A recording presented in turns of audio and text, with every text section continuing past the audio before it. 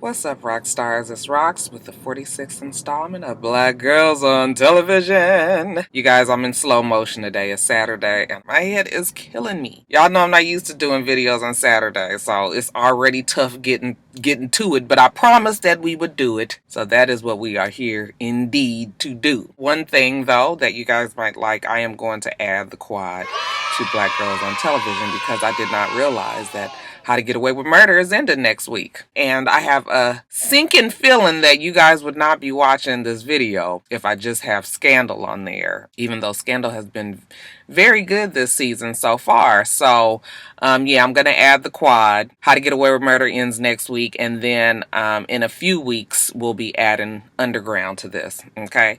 So, yeah, that's it, you guys. Let's get to the video, though, shall we? Okay, so I'm not going to do background on the quad because hopefully you guys have been watching so far and you guys already know who's who and what did happen. But I guess a real short synopsis would be that this black president of a university that was at an Ivy League school at one time was fired because she was having an affair with one of the students of the school. Okay, so she had been blackballed. She couldn't find a new job. Not only did it ruin her career, but it also ruined her relationship with her husband. Of course, I guess he found out about it. It ruined her relationship with her daughter, who is now at college age. So she's got all this going on. She gets a job with this HBCU in Atlanta, and the school is financially struggling. There's a band leader there who is very much stuck in his ways, used to getting his way because he is the only money maker at the school. So he gives her a hard time. There is a board there that are all men and one woman, which is Jasmine Guy. And she's got to work with the board, try to get the board to support her in what she's trying to do. She's trying to navigate the school, bring it out of the red, get the athletic department to start bringing money in because they suck so far, trying to repair this relationship with her daughter, who her daughter hates her and is mad that she even has to go to that school. She wanted to stay with the father, but she ended up going where the mother went, and also trying to avoid the lover that she left behind at the Ivy League school, who has now followed her to Atlanta to continue this relationship that she does not want. She wants her family back, but as of now, her family does not want her. So that's the background on it. Also, there's, little individual stories with the students there. One that's been accused of murdering his girlfriend from Chicago. Another girl who is a super fan of the band, who plays the saxophone, and she wants to play in this band at pretty much all cost. At the beginning of the season, there was a character that was on the show who was being hazed into the band and got hurt, almost killed. She ended up leaving the school, and this girl, the saxophone player, has now tried to replace her in the band. And, like I said, she's at all costs, she is determined to be in this band. So that is the background a little bit on the quad. So now we're picking up on, I believe this is either episode 2 or 3. I'm not quite sure what they're calling it. I know it's the 3rd episode, but the first one I think is just the movie, and then the second one was actually the first episode. Anyway, you guys, let's get to it. So the daughter of the president, she was drinking at a party. Drank so much that she passed out, and everybody thought that she was going to die and all of that. So now she has community service. She reports to community service, and she's all done up, okay, weave, popping, clothes, heels. Okay, they hand her a broom and a waistband, and she promptly goes and throws that in the trash can. Okay, I guess she decided she ain't doing this shit. Now, I told you guys that the president is trying to get the athletic department to start making money again. They have brought in this white player who was a star player from wherever he came from. However, he had gotten in some trouble, some legal trouble, and no schools wanted to touch him. So she went and got him to come and play at HTGAWM. Okay, that's the name of the school. So now that it's the first game, the coach has to figure out who is going to be his starting lineup. Of course, the president, she wants him to put in Bojan. Okay, that probably is the only name that I remember. Bojan and Eva. Eva is the president of the school, who is also Anika Nani Rose. So I don't know how this is gonna go. I'm wondering if she's gonna still be on Power. But so she wants him to start Bojan, because this will bring money to the school, because if Bojan is playing and if he does well, then there is a network that will put the game on TV. You know, you don't see many HBCUs on network TV. The coach is like, listen, I can't just give it to him. If he wants it, he's got to take it. Okay, as of now, he's not really showing that he is the best at being the quarterback on the team right now, but we'll see. Like I said, she's trying to put the pressure on him. Remember I told you about the kid that was accused of murdering his girlfriend? He is from Chicago. His background is his mom is trying to get him out of Chicago and make sure that he gets an education and, you know, gets a fresh start here. So his girlfriend came to visit him in Atlanta, and she ended up getting killed. Now, the very, very first episode, they was at a club, and the girlfriend had witnessed a murder, a shooting at the club. And so while we know that she's probably killed because of that, of course the school didn't know that the police came and they arrested the boy. So the boy's name is Cedric. I did write his name down too. Cedric is in jail. The DA comes and talks to the president and lets her know that they're going to let Cedric out because they have no evidence that he did it. The president didn't believe that he had done it anyway, so she had been pretty supportive of him the whole time. Now, getting back to Bojan, you know, his dad is an ass. He comes and visit him at the dorms, you know. Bojan is getting used to, you know, he's settled in with the black players there. However, his father is just intent on getting him some camera play so that, you know, he can get him out of colored university. I was like, ain't that some shit you gonna... So the father is sort of a racist, you know, a little bit of a hick, definitely an asshole, orders Bojan around. Bojan is definitely afraid of his father, you know, so it's just like you already see how that story is going there. Now, this big donor who was Jason from the game, he on this show owns like all these businesses, some of them, you know, not shaped all above board and legal, but, you know, like strip clubs and laundromats and shit around Atlanta. So I guess he hasn't been the ideal donor. So in the past, the school has turned down money from him. However, now that the school is very desperate for money, Eva has made a friend in him. He's now trying to get a food contract at the school, and he comes and brings some food for her to sample. And then while he's there, he asks her, you know, she could probably get a couple of his dancers in the business school. She sees what she can do. Now, Cedric, the kid that's in jail, he is very upset, very mad, and rightfully so, because everybody has pretty much turned their backs on him while he's been in jail. His mom had like a little bit of a breakdown when she found out he was in there. His roommate, who is, you know, uppity, well, actually the roommate is a cool little kid, but comes from an uppity family. His father is one of these new money niggas who, you know, now that he has made it, he's a lawyer. The son asks the father to go down and talk to Cedric, see if he could help him get out of jail. And the father, when he went down there to talk to him, was very mean to him and basically said, listen, you from Chicago and you a gangster and you ain't gonna be ruining my son's life. Ain't nobody gonna be trying to help you with the shit that you do. Basically was like, fuck you, I'm not gonna help you. So Cedric is mad about all of this. He gets out of jail. He still has a bone to pick with the mama. The mama was like, I had to leave so I can make some money to help you get out of jail. You know, he was just like, I'm not staying here. I'm going back home. She was like, oh no, you're not going back home. You are staying here. You're gonna make you're gonna make the best out of this situation. And yeah, he's not really feeling it. He wants to get home. He wants to get to the funeral of his girlfriend. She was like, baby, I'm sorry, the girlfriend's funeral was the day before while he was still in jail, so he even missed that. So he is pissed the fuck off. I felt sorry for poor little Cedric. He is a cutie too. She takes him on back to the school, and you know, he was just like, there's nothing here for me but bad memories. And she was like, you know what, that's why you need to make new good ones. When he goes back into his room, okay, he sees his roommate Bryce, and he's short with Bryce, okay, just like, what's up, young blood? Bryce is really happy to see him, like, oh, I'm so glad you out. When did you get out? He was just like, just now. And he was just like, it's good that you back. And he was like, you know, thanks. Very short with him, kind of rolls his eyes. And of course Bryce doesn't understand, like, what's the matter? You know, we was good all the way up. I was trying to help you get out and everything. That's what he was thinking, but he didn't say that to the boy. I forgot to tell you that the saxophone player girl, she is going to be playing with the band at their first game, okay? And the band leader, he's very adamant, you have got to get this routine and stick it. She's having a hard time getting the routine. She's stumbling. There's this one little part when they have to turn around and she's not getting it. So she goes to his office And, he's all like, what do you want? And she's all like, I really want to get this routine down. So he gives her this box and he tells her, that she got to learn balance. Okay. So for her to do it on top of this box. Okay. So she's trying to practice. He's like, no, not in my office, somewhere else. So she takes it back to the dorm room and she's downstairs. And it's so funny because the damn song is stuck in my mind. Da, da, da. I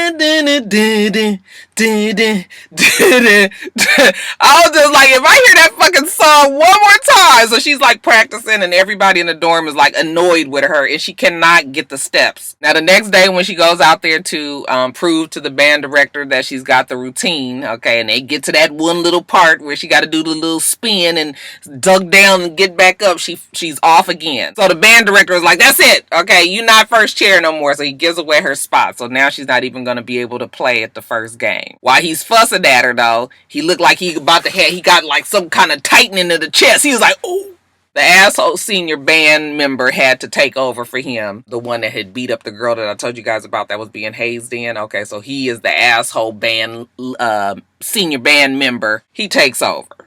But now we know that the band director, something wrong with bruh. This damn side piece boyfriend that has followed her to this new school. So supposedly he's all in love with her. And she's not really trying to give him the time of day because she still feels like there's some hope for her marriage. So he's all just like, why you keep pushing me away? Your husband don't want you. Your family don't want you. I'm the one that wants you. And she was just like, I told you that we can't do this anymore. I did not tell you to come here. This is not going to work. You have got to leave me alone. Quit calling me. Because her whole thing is she's not throwing away 18 years of her marriage. Well, the next morning when she's leaving her damn house, she gets served with divorce papers. So even though she ain't throwing it away, the husband has already made the decision to get rid of her. So, the whole day she's trying to reach her husband and he's not answering the phone, so she finally leaves a voicemail on his phone and was just like, you know what? You are a fucking coward. You can't even answer the phone to talk to me. By the time we finish with this divorce, I'm taking all your fucking money. You gonna be living in a studio apartment. Then she goes to try to find her daughter. All right, her daughter is drinking with friends at a tailgate. Okay, they're having a tailgate before the big game. And, she was just like, I can't believe you out here doing this. Don't let me just whoop your ass out here right in front of everybody. The daughter was like, please. You wouldn't do that in front of all these people. Okay, the daughter has no respect for the mama. Also at the tailgate, we see Bryce and his brother, his older brother. He is barbecuing. And Bryce was like, yeah, my roommate Cedric, he's out. But something's wrong with him. Like, he got an attitude. I don't know why. I tried to help him. I had Dad go down to the jail and try to see what he can do to get him out. And the brother was like, you sure that's what Dad did? Look, I know you love Dad. You worship the ground that he works on. I do too. But you have got to realize who your dad is, okay? He probably got down there and said some old bullshit to that boy. You need to find out exactly what your daddy said to him before you feel like he's tripping, all right? So now Bryce is kind of looking at his dad out the side of his eye like, oh, deep down inside, I don't think he can believe that his dad was an ass. Now the big game is about to start. We see the coach. He's pumping up the team.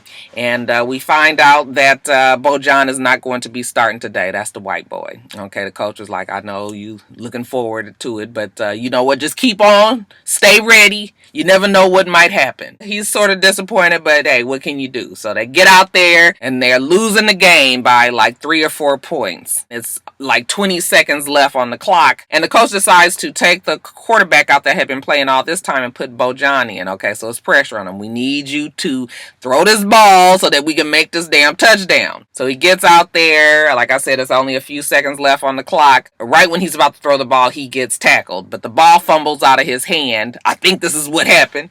And one of his other players was able to recover the ball and run it on down and make a touchdown. Okay, so they did win. Okay, Bojan didn't get the pass off like he wanted to, but in the end, they still won. So, they celebrating and everything. Racist ass, mean white daddy in the damn stands, though. He's watching and he's pissed that his son got tackled. And so after the game, and the son is, kind of celebrating in the tunnel, The father come up to him and was just like, the fuck was that? You better not ever embarrass me like that again in public. And the son was just like, but we won. He was like, you ain't threw no damn ball. And the son is trying to talk back to him a little bit, not really talking back, just trying to reason with the dad. And the dad like slams him up against the wall and was like, don't you ever back talk me. And I was just like, oh, so the dad is really, really an ass. And of course, Bo John is like kind of scared, and he just sort of looks at the father kind of like, yes, sir, I won't do it again, sir. Back at the dorm, Cedric and his mom was watching the game. Cedric wasn't into it because earlier that day he had then went to the place where his girlfriend was killed and left roses and a teddy bear. He misses her.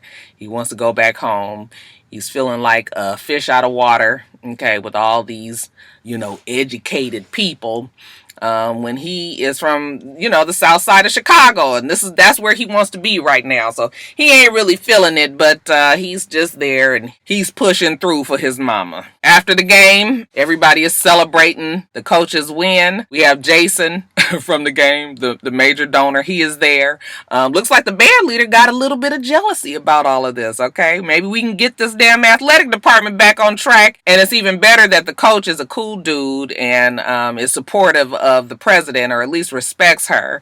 You already see that there's going to be a relationship with them two budding because he is a single dad right now. But they're there celebrating the fact that the team won. This is a good start for them. And so then as the show is about to close, we just see, like I said, Cedric looks like he's depressed that he's still got to be there at that school and that his girlfriend is dead. We see Melanie, the saxophone player, still trying to practice on this box at her dorm, still not being able to get the steps. And then we see Eva, a dejected Eva maybe, who goes to the boyfriend. Actually, the boyfriend's name is Jason, or the side piece I should call him, because she ain't ready to claim him just yet, I don't think. She goes to his house. He opens the door, and because she's got them damn divorce papers, she pretty much attacks old Jason, jumps all over him, asks him does he love her. He says, always. I will always be there. And even though she probably doesn't believe it, she believes it in that moment, okay? And she kisses him, and, I guess they about to do the do.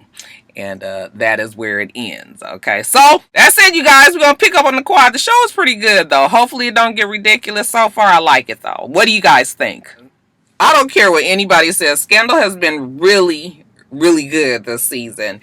And Cyrus is acting the hell out of that role this season. He is going to get nominated for an award because he is playing the fuck out of this role. Anyway, so, he's been taken to jail. Okay, they process him in. Okay, that's always a very humiliating thing. They looking all up and down his throat, looking up his ass. Okay, and once he finally gets through that process, they throw him in jail. They let him know that he gets exercise for 1 hour a day at 3 o'clock. Then we see Liv and Melly back at her office, and they're celebrating. They have Free Your Mind playing, and Melly is dancing a little bit off, but she's celebrating. She is going to be the president of these United States. And Liv is excited for her, but guardedly so. Okay, while Melly is in there dancing, she goes out and tells the gladiators, listen, okay, we still ain't got the presidency until she is sworn in.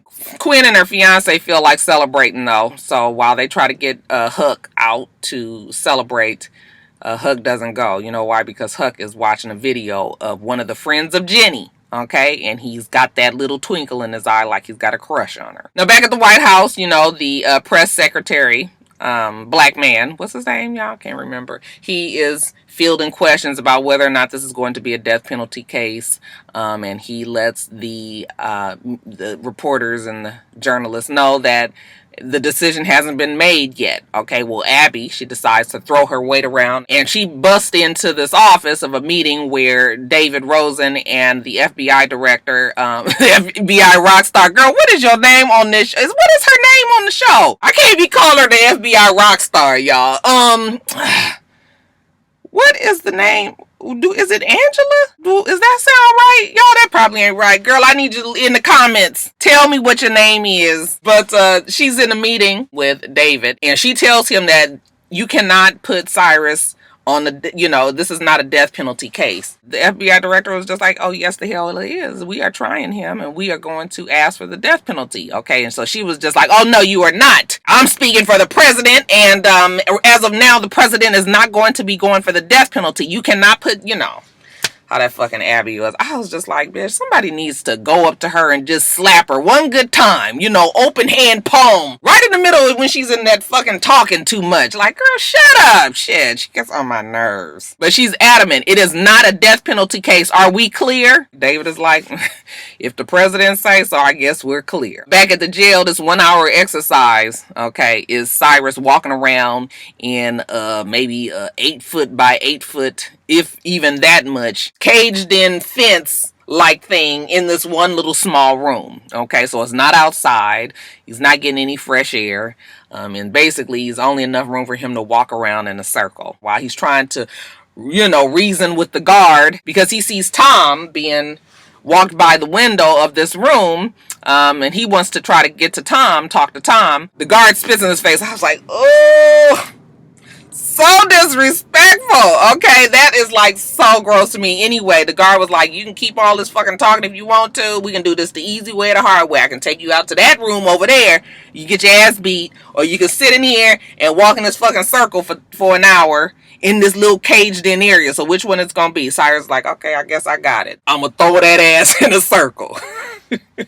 Now Liz, who is pretty bitter that she's done all this work for Cyrus and it turns out that he's an assassin, she goes and talks to Abby like, you know what, I did everything for that man and he's the murderer of the president. Now I can't even get a damn job on the Hill. And he's about to get taken down with the death penalty. Abby was just like, no, he's not going to get the death penalty. Okay, you can let him know that. Liz was like, okay, but what about me? I need a fucking job. And Abby was like, okay, I'll see what I can do. So Liz goes back and tells Cyrus that he's not going to get the death penalty. And he's just like, well, thank you. I'm sure I'll be in here for the rest of my life, though. But listen, I need you to get a letter to Tom, okay? I know he's in here. He's in another wing. I can't get to him. But I know that he loves me and that he's just like a hurt woman right now, okay? So I'm going to get this letter to him and let him know, and then he'll turn around and say that it wasn't true what happened, and we can be done with this mess. She was just like, fine, whatever. You want me to get this letter to him? Give it to me. He was like, well, I don't have it right now, okay, but I need you to get pen and paper for me. So, Liz, she ain't really feeling it. She ain't got much patience for Cyrus, but shit, she ain't got shit else to do. Now, remember I was telling you that Huck got the crush on the friend of Jenny's? Well, now he is working with her to try to get her,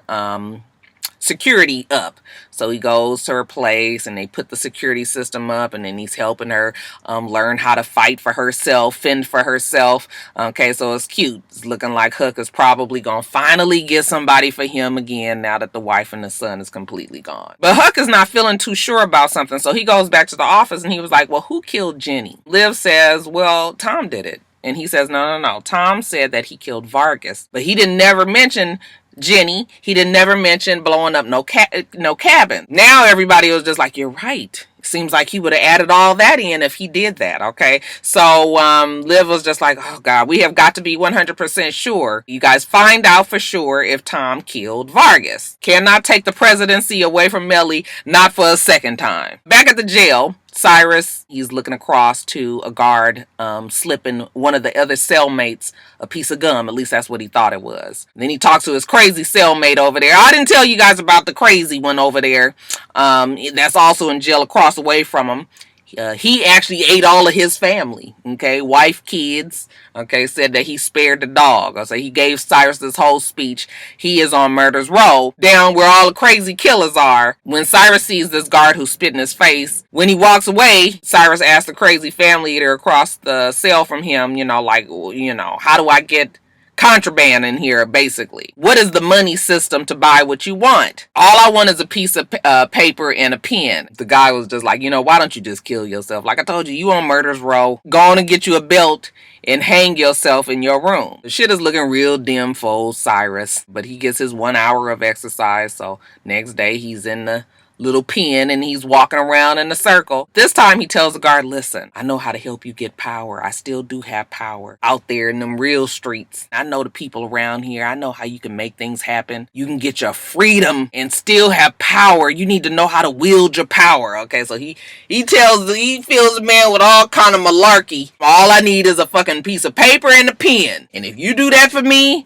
then I will tell you how to make everybody around here bow down to you. Back at Liv's office, they find out that Tom actually had rented a car on the day that Vargas was killed. So now they're trying to find out exactly where did Tom go with this rented car. Then you guys jumping on over to the FBI director, Roxstars. She is in the bed with Fitz. I was just like, oh shit, it is really official. They are messing around, okay? He's staring at her, all that beautiful blackness in his bed, and he is just like, you are so beautiful.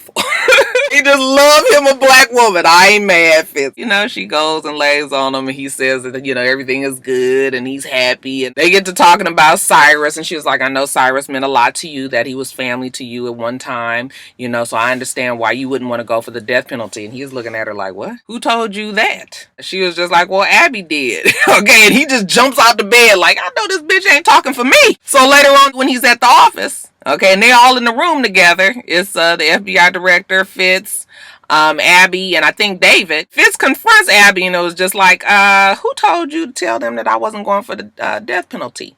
Okay, she immediately looks over at the FBI director and was just like, oh, so you went to go tell him? He was like, bitch, I am the president. You do not speak for me. She said, well, I thought that we had talked about it and that we agreed. He said, no, we did not talk about it and we didn't agree about shit. Cyrus is getting the fucking death penalty. I make these decisions. Do you understand? She was just like, well, yes, I guess I do. Looking like she can't wait to bump into the FBI director in the bathroom so she can curse her out.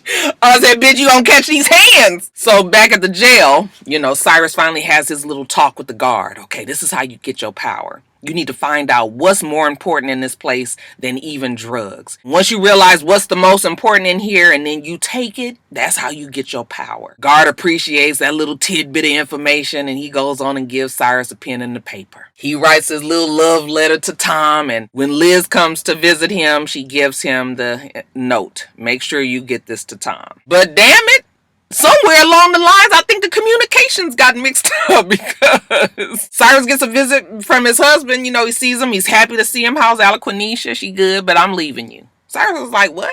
Yeah, I'm leaving you because of this fucking letter. Liz did not give the letter to Tom. She gave it to hubby. I was just like, ain't that fucked up? You know, so the hubby is all like, you told me that you were done with him. And Cyrus is like, listen, no. I'm not trying to be with him anymore. Okay, I just know that he loves me and I was trying to get him to recant what he said so I can get out of here and we can all be together, me, you, and Quenisha. And hubby ain't trying to hear it. I'm leaving you. Cyrus was like, but you said you'd never leave me. Hubby is like, I'm sorry. He's out. So now Cyrus doesn't have the support of the man that he loves. Goes back and finds out that the president has said that he is going to go for the death penalty for Cyrus. Okay, so the family leader across the way was just like, you want to kill yourself yet? The prison guard who he had given the little advice to, he feels bad for him. And just tell him, look, I think I can get you some open time out in the air. You can get out there and maybe collect your thoughts later on. Cyrus, he's crying. Okay, he's just looking like his whole world is crumbling.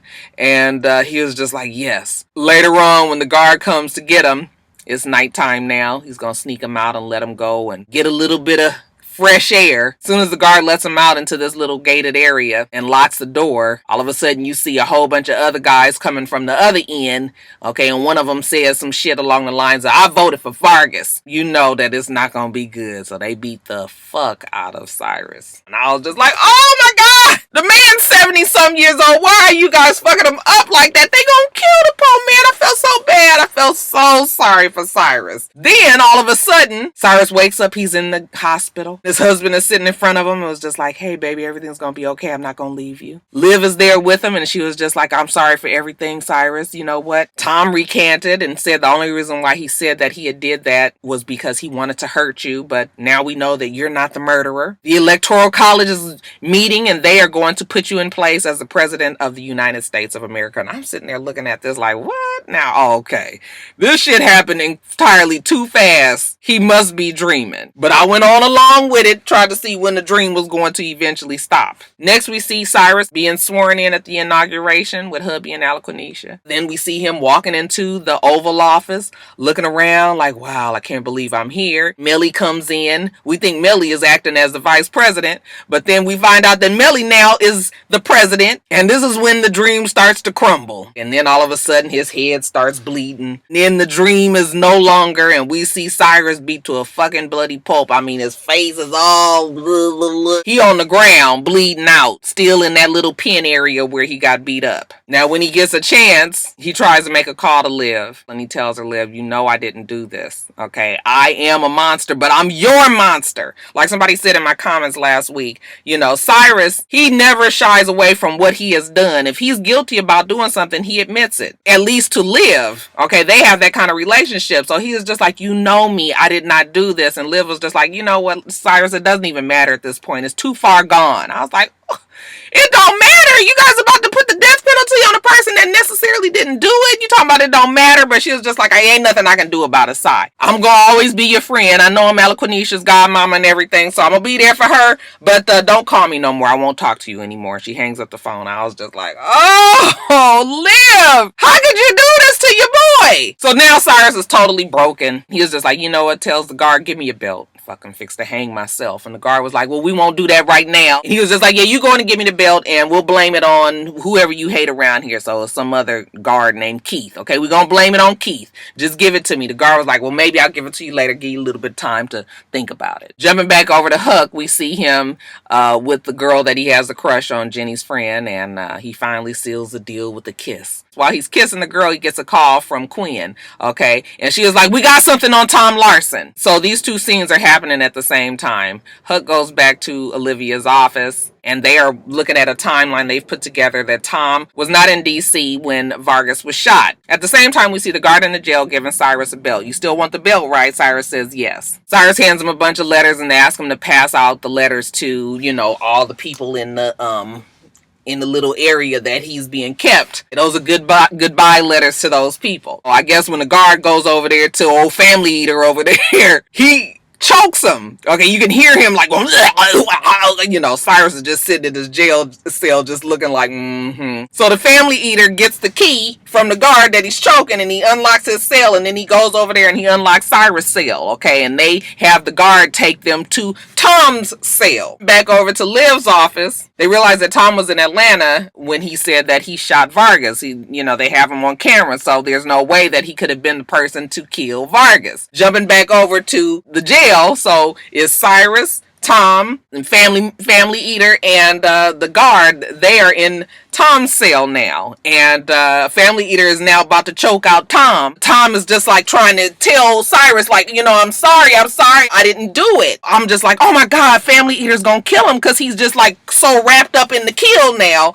And Cyrus was just like, wait a minute, let him go. He finally lets him go, and Tom, who almost just got choked out, falls on the ground, and he tells Cyrus, I did not kill Vargas. They paid me to say that I did. I wanted to hurt you. And while he's laying on the ground, Cyrus is laying on the ground next to him, just like, I'm innocent. I didn't kill Vargas. Guards finally come in there and break the whole little party up. Cyrus repeats again that he's innocent, and I was just like, oh my god! Felt so bad for Cyrus.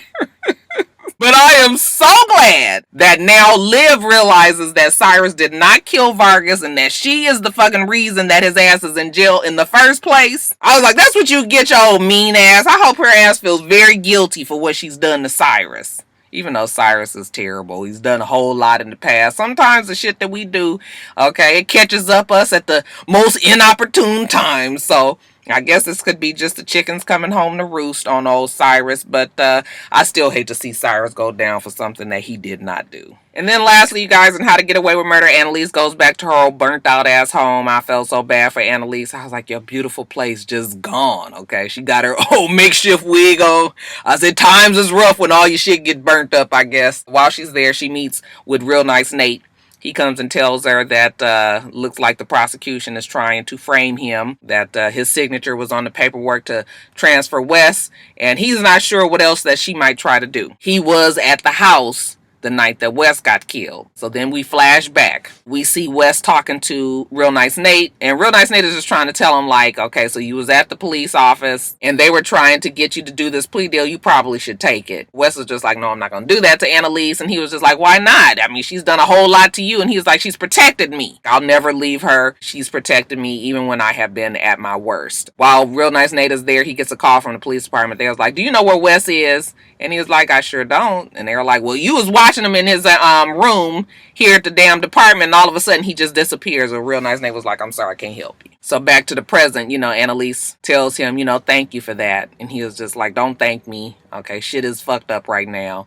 She's like, don't worry about it. We gonna fix it. But they both was crying in the car. I was just like, now that man love him some Annalise. You can sit there and cry with her. He's so conflicted because she's fucked up a little bit, but he do deep down inside, y'all. Real Nice Nate love him some Annalise. Back at, I guess this is whose house? Was this at Bonnie's house? The kids go and see Annalise. And the kids all have a fucking attitude. Okay, she was just like, I failed. Okay, I know I made some decisions, and they haven't been the best. And I'm sorry, Laurel was just like, is this your way of telling us not to say anything about Wes, not to tell on you? She's just a bitch over there. I was just looking at Laurel like, girl, you was really gonna wear me out on this episode. I can already tell. Laurel was just like, we know that the Mahonies are behind this. Why don't we go after them? And Laurel and Annalise was like, the Mahonies are dangerous people. And she was like, I don't give a fuck. We need to go after them. Them are the ones that do it. You trying to protect them for, So she's accusing Annalise. Annalise was like, they are dangerous people. So Laurel's just like, whatever. Can I go? Please go. Please go, Laurel. So we got Laurel being mad at Annalise, and then we got Connor. Connor is trying to convince Oliver that Annalise is responsible, and Oliver was just like, why do you keep saying that? You know what? I need to go through her phone and see what I can find. Connor was just like, she the one that did it, and the whole world needs to know it. So he's steadily on Annalise. Now, back at the jail, Bonnie is meeting with Fine Ass Frank. He is now his own lawyer, and you know what they say when you have yourself as a client. Okay, Bonnie tells him, you acting a fool. The fact that you even have me down here and talking to you about the case, it already looks bad. I mean, we look like we are like trying to get in cahoots together to fix this case. Fine Ass Frank just admitted, did you kill him? He says, no, I did not. She says, but you were at the house. And he was like, I did not kill Wes. So Bonnie was just like, oh, whatever, Fine Ass Frank. She's frustrated. She gets up to leave and she was like, call a damn lawyer. Right as she's walking out, he was just like, well, wait a minute. How is everybody doing? With this little yearning look in his face. And she looks at him. She says, Laurel is fine.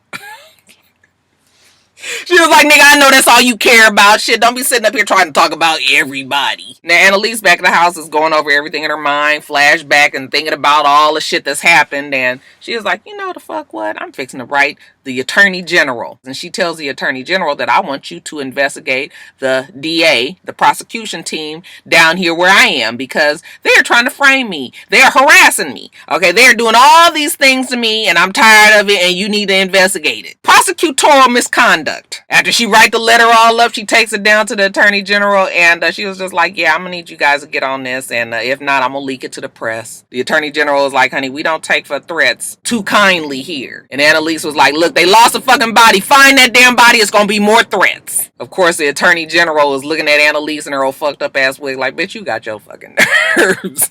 Okay. At the same time, we see Laurel. She is at her place and she's meeting with some old sketchy looking dude. We don't know who he is just yet. While Annalise is talking to the Attorney General, Bonnie goes and talks to the DA's office and they was like, we ain't even paying no attention to Annalise. We ain't taking her serious. And Bonnie was like, you better take the threat serious. If not, we gonna put that shit out there. The DA's office was like, look, there's a whole lot on these stories that we got on Annalise. We have a feeling that your ass might be involved in it too. You sure you want to go down this road? You want to put it all out there like that? Bonnie was just like, hey, what else we got to lose? Okay, shit is already out there. The ball is already rolling anyway. Back at Michaela's house and Connor's there, he's still trying to convince everybody that Annalise is the one and that they need to be watching Annalise. He believes that Annalise might be even making a deal to tell on them. After all this time that she's been protecting their ass, I can't even believe that stupid ass Connor can fix his mouth to say some shit like that. This woman has been through everything and ain't even killed nobody. I swear I can't stand Connor either. But while they're there, Michaela gets a call from Annalise.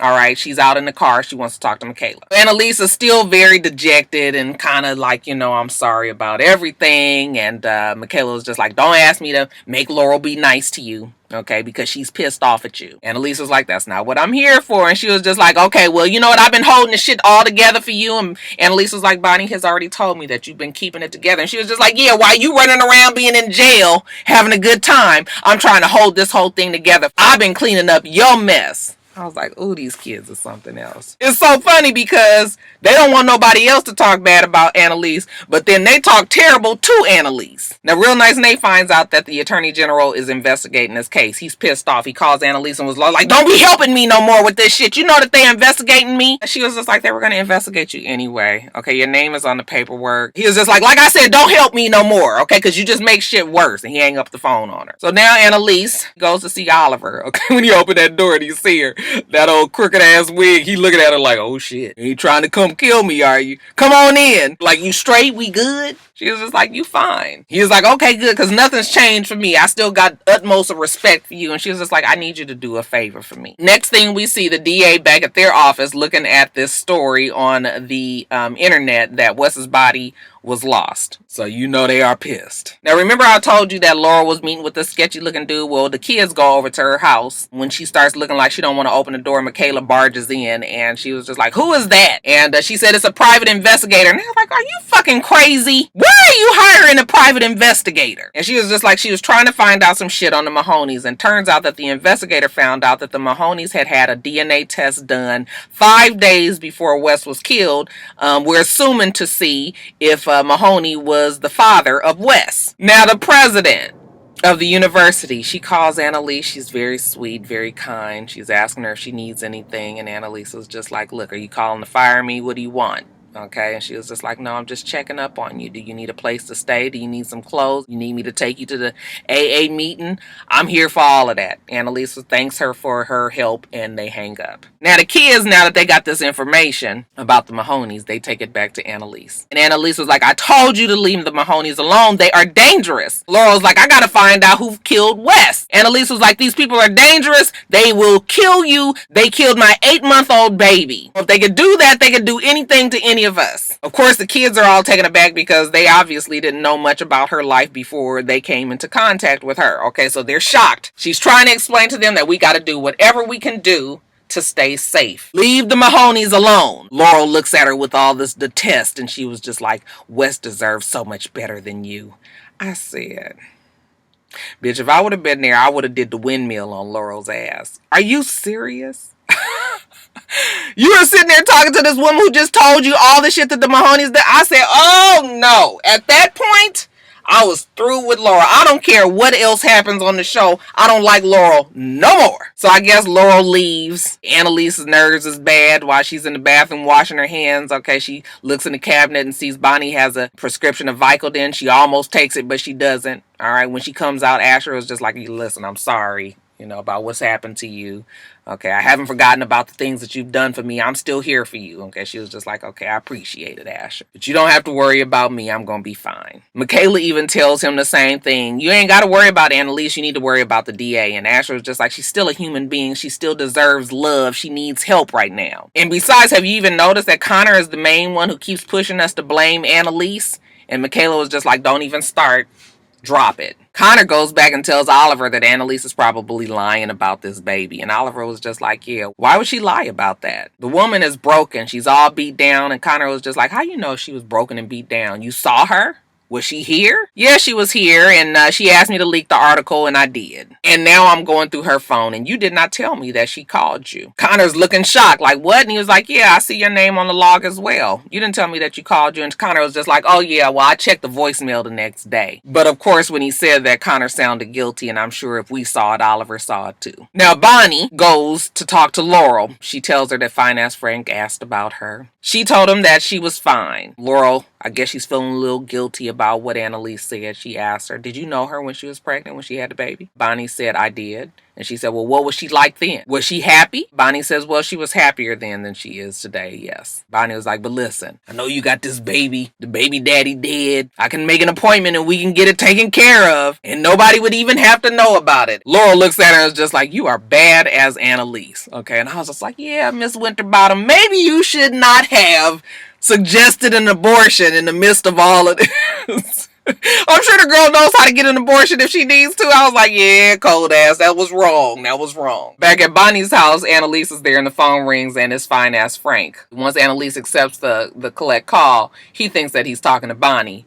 But Annalise says, this is Annalise. So then fine as Frank, he's sort of shocked that Annalise answers the phone, but he goes on to say, listen, I'm doing whatever I can to help. Whatever you need me to do, I will do it for you. Okay? So it was strange that he was saying all these things. I was like, do they only record his end of the prison conversation, or is the whole conversation recorded? Like, I was confused. But he was obviously trying to let Annalise know, if you need me to do any damn thing, I am going to do that to protect you. And then after she hangs up from Frank, she gets a call from the attorney general, and baby girl is pissed. Like, listen, you leaked that fucking article that Annalise said I did no such thing. And she was just like, let me tell you something. I am not going to investigate the DA's office because you pulled this stunt and you keep up with this shit. I will make sure that your fine ass Frank will get the death penalty. Now Annalise, again, her nerves is bad. She fixing to drink something or take a pill or something, and she realizes it, so she calls the president. So they go and sit down in a little cafe and they're just talking. Annalise tells the president, listen, I'm sorry that I can't take your case for your kids, okay?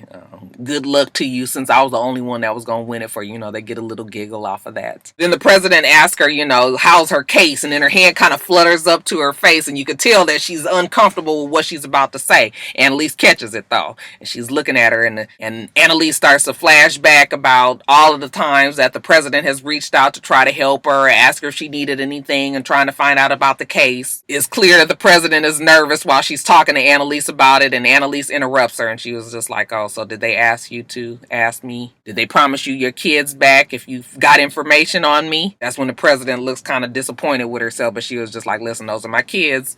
You would do the exact same thing had it been you. Annalise looks not surprised, but disappointed. Damn, she thought maybe this might be the one friend that she had. I was like, Annalise, girl, I thought the same damn thing. I was just like, I just told you guys that she might be the best one, the purest one on the show, and now she done got tampered with too. She goes back to Bonnie's house, and Bonnie was like, okay, well, that didn't work. Maybe we can tell him that real nice Nate was the one that did it. And, you know, Annalise was like, you just gonna turn anybody in just to protect me, huh? Is that the person that you want to be? Then she asked her, did Finance Frank get a lawyer yet? And Bonnie says, nope, not yet. Next thing we see Bonnie going to see Finance Frank. So they're back in court. Finance Frank has called for this session, asking the judge to subpoena all of the DA's personal correspondence, her email, all of that. And the judge was just like, you know, that's privileged information unless I have a reason. Finance Frank says, well, you know, they done lost a damn body. Okay, you know that she was dating real nice Nate at the time, and she, you know, the judge was like, no, I did not know that. Are you dating real nice Nate? And she was just like, yeah, I mean, we're not together anymore. But the DA was just like, well, I don't have a problem with,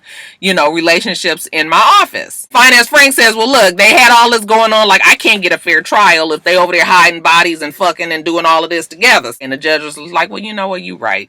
Okay, I'm going to subpoena all of that information. And she orders the DA to turn all that over to Finance Frank. So we got a little victory. You know, Annalise looks at Bonnie because we know that Annalise told Bonnie to tell Frank that. The DA is pissed off though. Okay, he goes back and he tells the ADA, like, listen, you are suspended for fucking everything up in this office. I need you to get all that shit to me so I can see what's going to be coming down the pike. And she was like, you ain't got to worry about it. I can tell you what's in the damn paperwork already. Like, shit, let me just get fired and get on about my life. That's when real nice Nate tells Annalise that old girl did admit that she moved the body. Next thing we see Annalise going to see Laurel at her house. Okay, Laurel still got an attitude. I was just like...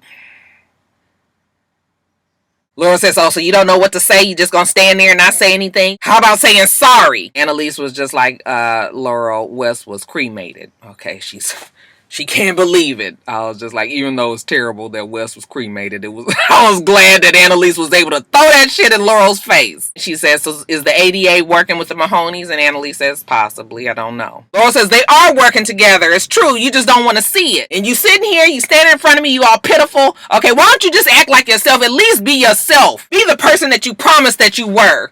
I was just like, excuse me. Yeah, I can't even keep on talking about how much I can't stand Laurel. She tells Annalise that one of us got killed and we need to find out who it was. And Laurel and Annalise was just like, listen, he wasn't my son, but I cared just as much. Probably more than you, considering I knew him since he was a little boy and you knew him for all of fucking 15 minutes. That's when Laurel breaks down and cries and she says she's so upset. She's so angry. And Annalise was like, I understand, I am as well. We are going to do better. We're going to get through this. Now, the kids are back together, and they're still trying to figure everything out, okay? The damn patience has run very, very short on Connor. Asher decides that Connor is the anonymous source. And he's sick of fucking Connor because the whole time he's been blaming Annalise when they've been talking about it being the Mahonies who are responsible for Wes's death. Connor says, well, it's true. Okay, because she had Oliver clear her phone. Bonnie says she had him clear the phone because of all the history of everything that was on there that could implicate all of us, not because of her killing Wes. Connor was just like, oh, well, whatever. You know what? Oliver kept a copy of what was on her phone, and he is going through it right now as we speak. Okay, so when he goes back to Oliver's house, Oliver kind of got that look on his face. I said, oh, Oliver done found out something. Oliver was just like, you know what? I thought about the fact that your name being on that log, and I was wondering why it took you so long to get to the hospital. I called old boy that you was fucking because at first I figured you guys was probably just fucking all night and that was the reason why you didn't check your voicemail till the next day. But I ended up calling him and he told me you left early. You checked your voicemail and you went to Annalise's house that night, didn't you? That's when we get the flashback of Connor. And this seems like this is before the fire, obviously, but he is on the floor trying to resuscitate a passed out Wes. He is administering CPR. So now I'm just like, now what? If Wes didn't have a fucking heart attack before the fucking fire, just so happened that he died on his own, like maybe nobody killed him at all. This is so crazy. I still don't know if that puts Connor out of the running. Okay, because maybe he did something to accidentally kill Wes and then tried to resuscitate him. So I still got my good eye on Connor. But still, more money on Bonnie. Miss Winterbottom, old Miss Cold Ass. I still think she has something to do with it. What y'all think? Y'all, I have been in this car for 2 hours. I am so tired. Let me get off of here, try to get this shit edited and back up for you guys. Make sure you rate, comment, and subscribe to the channel. I'm itsrox. The channel is for itsrox. Everything else I do will be in the bottom bar. All right. So I hope that you have a wonderful, wonderful rest of your day, and I plan on doing the same. Till next time, Roxstars. Bye.